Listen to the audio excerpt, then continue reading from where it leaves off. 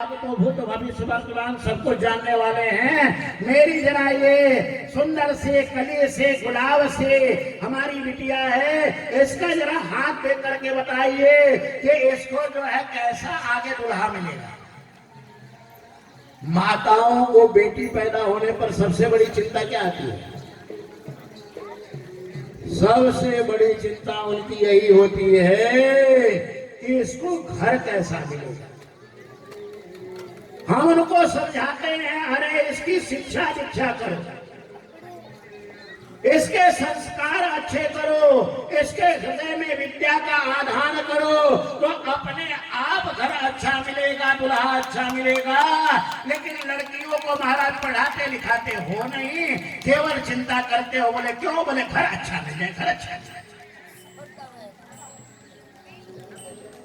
पंचतंत्र के अंदर बतलाया है, माता शत्रु पिता बैरी ये न बालो न पाठा। वह माता और पिता शत्रु है महाराज, बैरी हैं, जो अपने बच्चों को पढ़ाते नहीं है, शिक्षा नहीं देते हैं। आप सब तो बड़े अच्छे हैं, विलासर वाले, गरीबा वाले, कि अपने बच्चों को अच्छी शिक्षा देते हो, और कुछ धोरा की कहानी वाले भी हैं।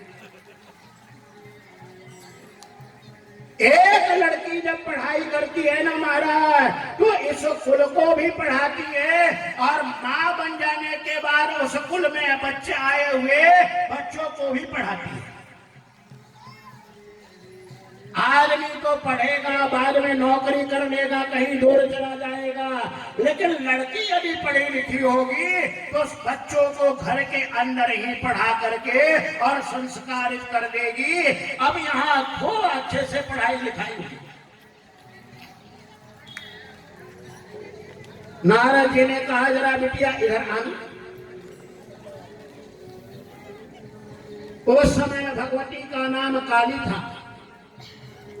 माँ ने जोर से आवाज मारी, काली।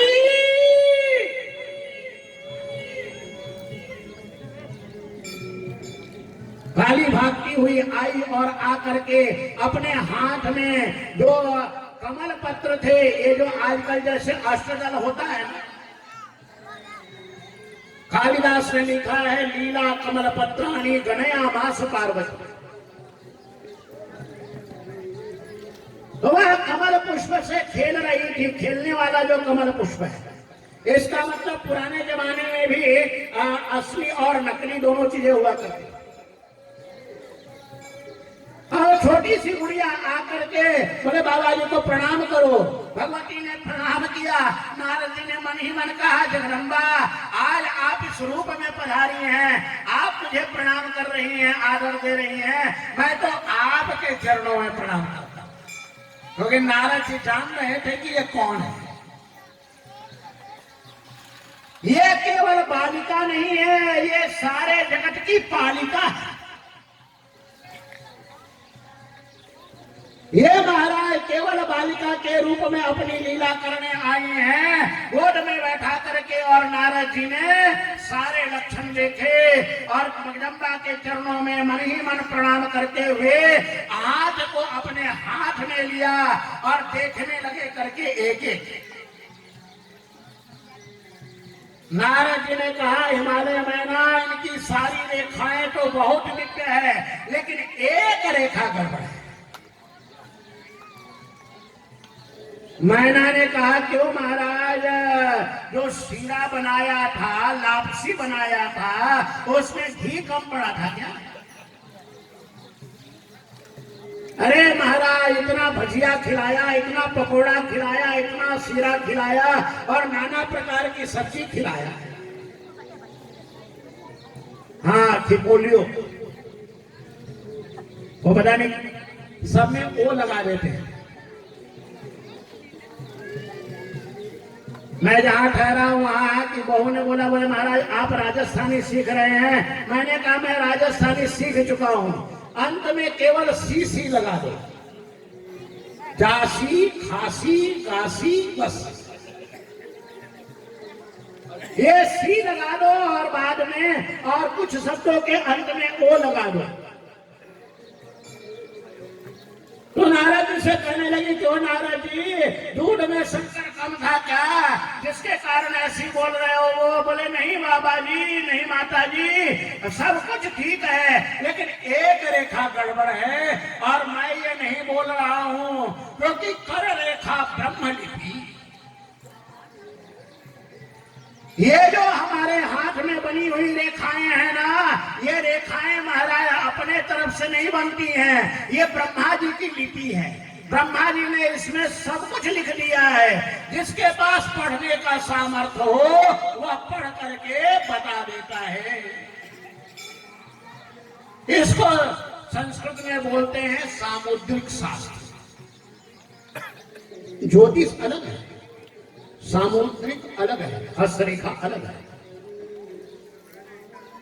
जो सामुद्रिक शास्त्र के जानकार होते हैं वह हाथ पढ़ करके ठीक ठीक आपको बता सकते हैं आप कितने भाई बहन हो, जब आप पैदा हुए थे तो क्या दिशा थी, जब पैदा हुए थे तो कितने लोग थे, ये सारी बातें बता देते हैं हमारे।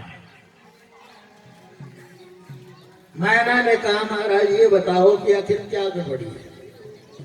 बोले घर तो बहुत अच्छा लगेगा, पढ़ाई लिखाई सब कुछ बहुत अच्छा है, सब मामला ठीक है, लेकिन थोड़ी सी गड़बड़ी बर में है। घर में गड़बड़ी नहीं है। बोले महाराज क्या क्या बोल रहे हो? ठीक ठीक बोलो ना, सुसु बोलो ना। बोले माता जी मैं नहीं बोल रहा हूं, इसकी रेखा बोल रही है, जो रेखा कहेगी वही मैं बोल रहा हूं। बोले फिर बात खोल करके बताओ। तब नारद जी ने कहा कि इसको ऐसा पति मिलेगा जो कपड़ा नहीं पहनता हो, नंगा धड़ंगा, मकान के अंदर नहीं रहने वाला और बम बम करके जो है समाधि लगाने वाला, अपने शरीर के ऊपर भस्म लगाने वाला और अपने गले के अंदर कपाल की माला लटका करके भूत प्रेत और पिशाचों में रहने वाला होगा। बोले ऐसे वर की प्राप्ति से होगी। अब तो मैना ने कहा क्यों महाराज, हमारे ही घर में ऐसा बोलना था क्या? अरे पंडित जी कम से कम सो तो बोलो, ऐसा गलत तो मत बोलो। नारद जी ने कहा माता जो समर्थ होता है उसमें कोई दोष नहीं होता है। दुनिया में ऐसा एक वर है जो सबका मालिक है और सारे दुर्गुण उसके अंदर सद्गुण हो जाते हैं। बोले नारद जी वह कौन है? बोले वह है भगवान शंकर। और जैसे ही शंकर जी का नाम लिया तो काली शर्मा करके और वह जो लीला कमल पत्र था उसकी गिनती करके और सिर नीचे करके वहां से भाग गई, क्योंकि काली को पता था शंकर नाम किसका है। अब इधर महाराज देवता लोग धीरे धीरे आने लगे और धीरे धीरे भगवती बड़ी होने लगी। एक दिन हिमालय ने एक स्वप्न देखा और इधर भगवान शंकर को भी पता लग गया कि भगवती ने अपना अवतार ग्रहण कर लिया है। तो अब मन में बड़ी लालसा। देखो अनुराग आदमी को कहां से कहां नहीं खींच के ले जाता है, लेकिन अब जाए कैसे हिमालय के घर? क्योंकि वह अनादिदेव महादेव है, शंकर है। तो इधर भगवान शंकर ने समाधि लगा रखी थी। जैसे ही भगवान शंकर की समाधि खुली तो पसीने की एक बूंद धरती के ऊपर गिर गई और भगवान शंकर का कोई भी कण व्यर्थ नहीं जाता है। वह पसीने की बूंद गिरते ही उसने बालक का रूप धारण कर लिया। अब जब धरती माता ने देखा कि भगवान शंकर का अंश है और उसने बालक का रूप धारण कर लिया तो फट से धरती माता प्रकट हो गई और धरती माता ने अपनी गोद में उसको संभाल लिया। भगवान शंकर ने कहा देवी ये मेरा अंश है, लेकिन तुम्हारे नाम से इसकी प्रसिद्धि हो। वही जो भगवान शंकर के उस पसीने की बूंद से बने हुआ बालक था, वही आगे जाकर के मंगल ग्रह बना। और इसी मंगल ग्रह को भूमि का पुत्र होने के कारण भौम कहा जाता है ज्योतिष में। यह भगवान शंकर का अंश है। मंगल के लिए ताली बजाओगे और मंगल का याद करोगे तो आपका मंगल भी मंगल करेगा। हर हर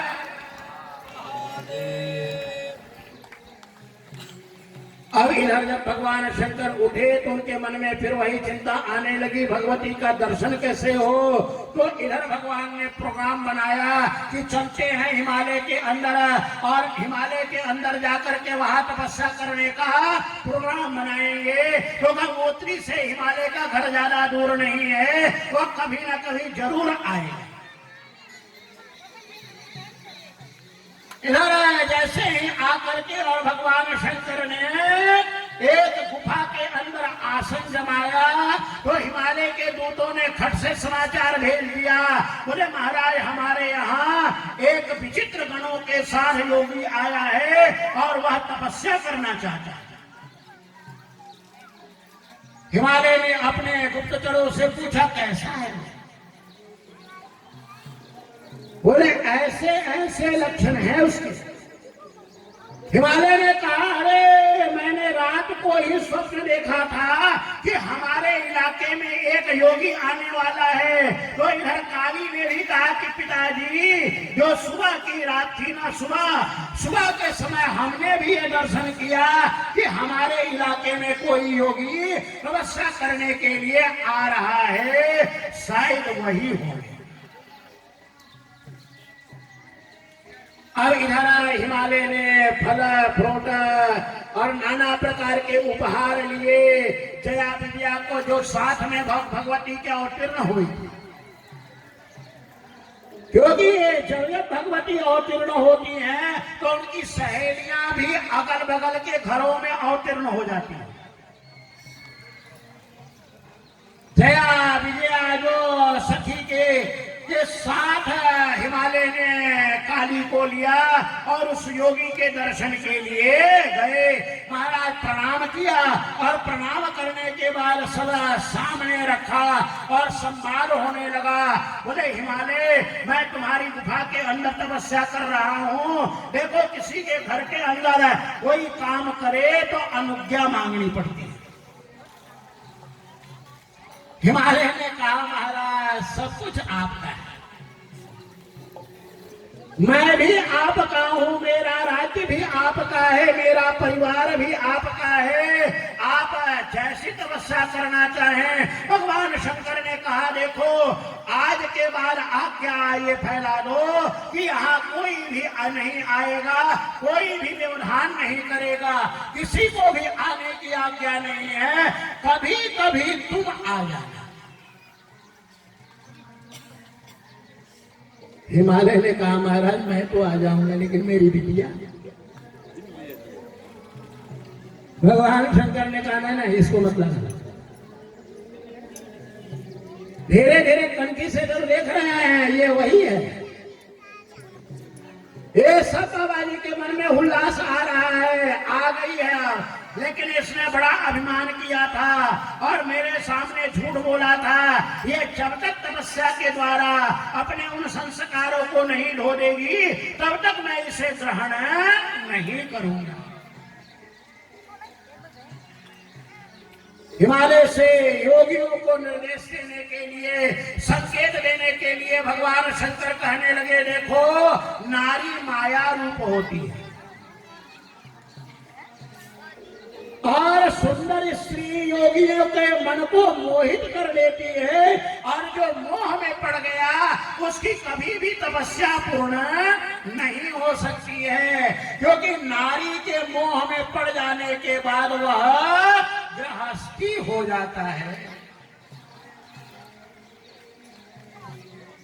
इसलिए तुम्हारी कन्या बड़ी सुंदर है, बड़ी सुशील है, सुचरित्रवती है और सब कुछ सुंदर है, लेकिन फिर भी नारी रूप होने के कारण इसको मेरे पास नहीं लाना, क्योंकि तपस्या के अंदर माया से थोड़ा दूर रहना चाहिए।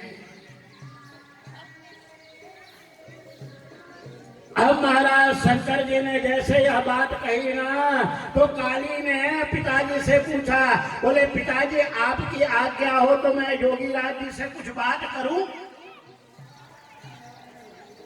हिमालय जी ने कहा, अरे अरे बिटिया क्या बात करेगी? बोले मैं आज इनके साथ शास्त्रार्थ करूंगी,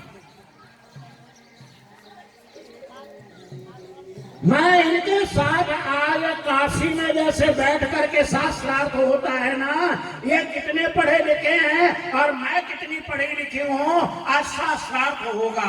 हिमालय ने कहा कर दे फिर। शंकर जी ने कहा भाई क्या शास्त्रार्थ करोगी, तुम तो अभी बच्ची हो।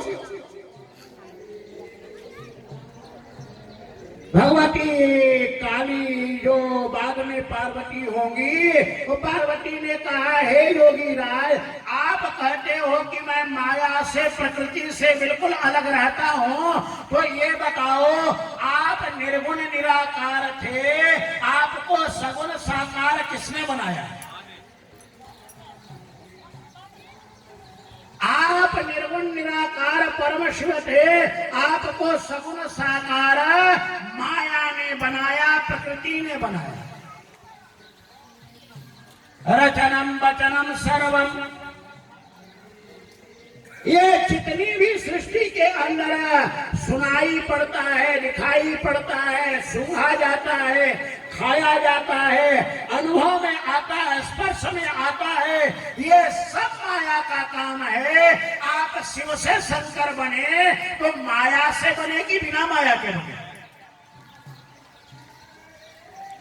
ये जो आपका कलेवर है, कर्पूर गौरम करुणावतारम संसार सारम भुजगेंद्रहारम, ये सुंदर काया किसकी बनाई है? बोले माया की, क्योंकि बिना माया के निर्गुण निराकार सगुण साकार होने वाला नहीं है। पिता के अंदर पड़ा हुआ बीज निर्गुण निराकार है, उसे चाहे कितना भी प्रयत्न करे लड़के में नहीं बदल सकता है, उसे ब्याह करना पड़ता है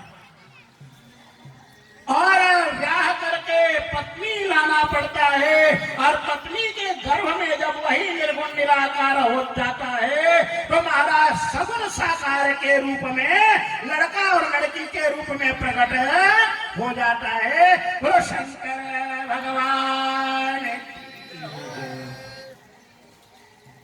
भगवान शंकर ने कहा नहीं नहीं, मैं माया से अलग रहता हूँ, मैं तपस्या करने वाला तपस्वी हूँ। बोले यदि माया से आप अलग रहते हो तो ये तपस्या किसने? यदि आप माया से बिल्कुल अतीत हो और परम शिव हो तो फिर ये तपस्या करने की क्या जरूरत है? इसकी कोई आवश्यकता नहीं है। अंत में लंबा शास्त्रार्थ हुआ, भगवती ने शंकर जी को हरा दिया। ताली जरा बजाओ। हाँ, हमारे हिंदुस्तान की बेटियों में इतना दम होता है ना कि महाराज बड़े बड़े बाबाओं को भी हरा देती है। ऐसा मत समझना। मैं अशोक बिहार में रहता था, उस समय एक कन्या हमारे पास आती थी। महाराज पता नहीं उसको इतना शास्त्र ज्ञान कहां से। मैंने पूछा भाई 12 साल में काशी पढ़ करके आया हूं और तू ऐसी ऐसी बातें करती है। बोले महाराज आप ही महात्माओं की कृपा है। भगवान शंकर ने कहा कोई बात नहीं हिमालय, आज के बाद कोई ज्यादा लोग ना आवे, ये काली पार्वती और जया विजया सखियों के साथ आकर के और चुपचाप पूजा करके और यहाँ से दर्शन करके निकल जाया करेंगी। हिमालय ने कहा महाराज आपका धन्यवाद, आपने कम से कम अनुज्ञा दे दी, आज्ञा दे दी, आपने आदेश दिया या हमारे सिर के ऊपर माथे के ऊपर। और अब नित्य प्रति महाराज भगवती आए झाड़ू बुहारी करें, सफाई करें। बाबा जी समाधि के अंदर बैठ गए, गर्म पानी करें, गर्म पानी के द्वारा रेशमी वस्त्रों से उनके अंगों का पोषण करें, पूजन करें और पूजन करके पुष्प चढ़ा करके भगवती वहां से चली जाएं।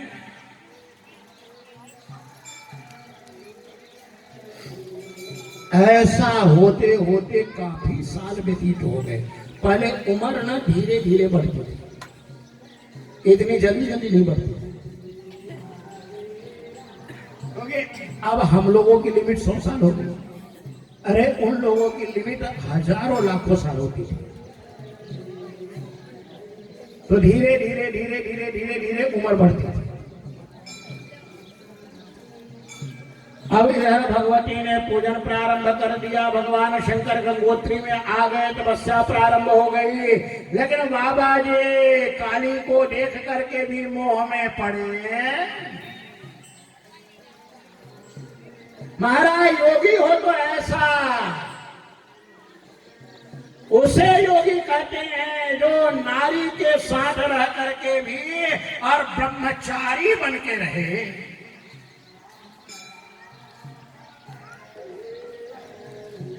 नारी के